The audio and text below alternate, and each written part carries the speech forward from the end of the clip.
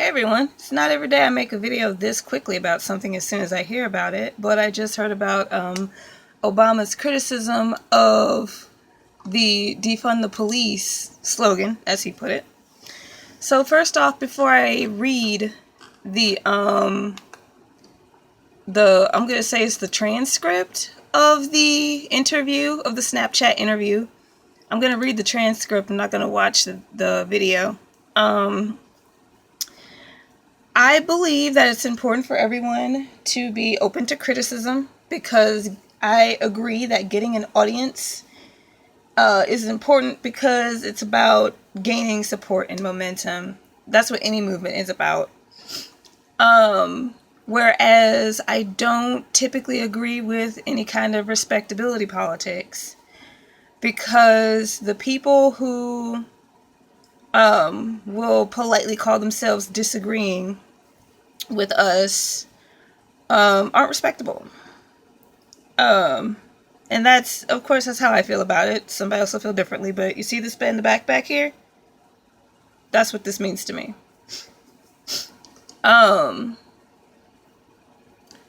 So I thought I clicked on the thing that has the transcript. Apparently I'm gonna have to I might have to watch it.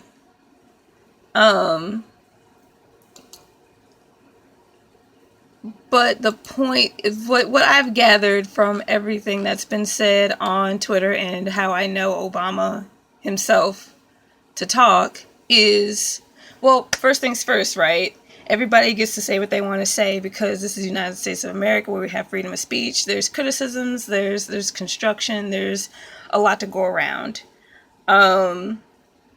A lot of people's criticisms of defund the police is that it's too straightforward, and being straightforward is how you don't get an audience, basically. It's like people want people to aim for the center instead of leaning too far in one or the other direction, when really most people go in different directions.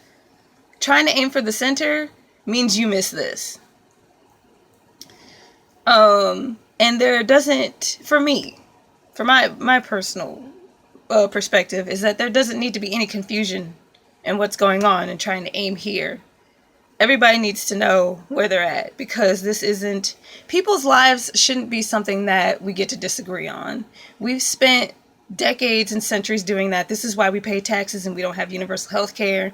This is why we pay taxes and places have inadequate public transportation stuff, because we're allowed to disagree with people's livelihoods. And we don't have universal health care. Giving birth in this country costs like thousands of dollars. Why? Because people disagree on whether people get to live or die. And it's 2020 and we need to be done with disagreeing whether or not people get to live or die. In the United States of America, a country where we pay taxes. Because if we pay taxes and we don't have health care, what are we spending our money on? I mean, you know, aside from schools and roads and stuff, but like, hey, we have schools and roads because we understand people need to live. Add healthcare to that. Because everyone needs healthcare, period. And my biggest thing is healthcare, but obviously there's a whole bunch of other things that go into that. So the main criticism that Obama shares with a lot of people, a lot of centrists, as we like to call them, even though that's kind of not what that word means, is that a phrase like defund the police just misses a lot of people. So like Black Lives Matter, defund the police is to start a conversation. And defunding the police can be explained. Defund the police means exactly what it says. There is no way around it. It's defund the police, not abolish police. I don't know if we'll get to a place where we can abolish the police. If we do, I probably won't see it in my lifetime. But what I do know is that police don't need tanks. Police don't need all of these things that they've basically just been using, stockpiled up for protesters. When we get to the point where police have been using expired tear gas on people like they did in Portland a few weeks or months ago, that's the point where it's like, oh, you already just had this stuff that you just weren't using. That means you don't need it. and have done even more damage to protesters with those expired materials. They've been shooting rubber bullets and tear gas canisters directly at people, using them as projectiles instead of for their intended purposes. They've walked through neighborhoods, including the Whittier neighborhood up here in Minneapolis, Minnesota, shooting rubber bullets at people for being on their porches during curfew.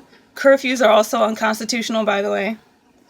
So it's like all this money just seems to be going to violating people's human rights and violating our constitutional rights as Americans. So yeah, I say defund that. And for all this stuff that they've been doing, how about all these untested rape kits? How about how it can take hours for police officers to respond to a residential emergency?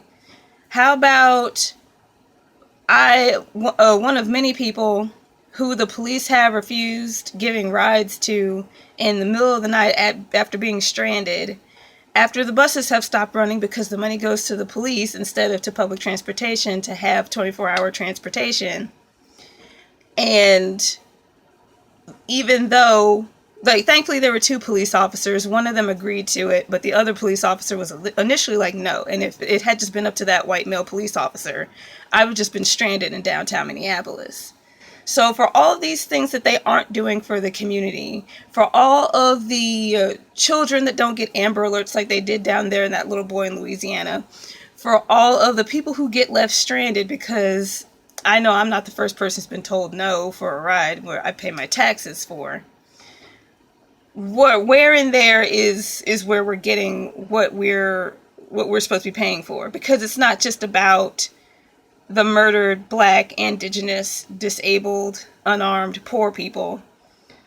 It's about everything that the police don't do that they are supposed to be doing to call themselves protecting and serving, as we're supposed to still believe that they still do for our communities, and they don't.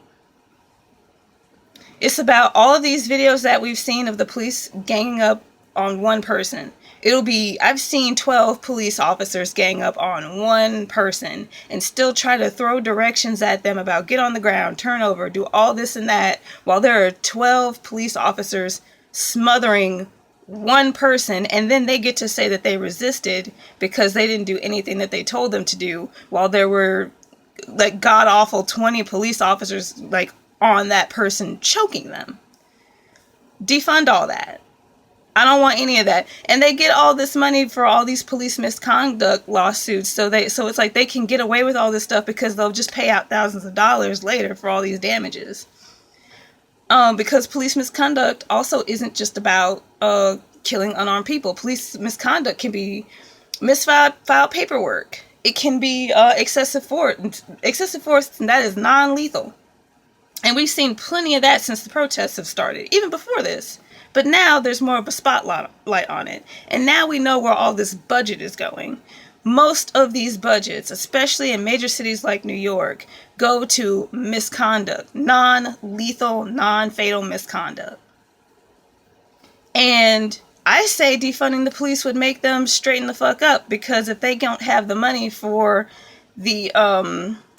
all the police misconduct lawsuits, maybe they'll start making some heads roll, because now they can't afford to keep these bad officers. If they're good officers, they need to stay, but they don't need to be able to afford to keep these bad officers.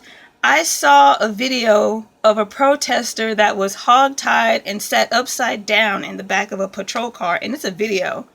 You can go watch it, where this person is like begging for her life. And initially, they did what they were supposed to do, but this police officer was able to get back on the force. Defund that. Defund all that. I don't even live there. My tax money doesn't go there. Defund that shit. Defund the police. If there are good police officers, they're the only ones who need to stay, and they need to stop covering for these bad police officers. That hog tying shit and all these police officers that get to go to these young Black men's lynchings and just rule them as suicide on the scene without an investigation, defund all that. Bye.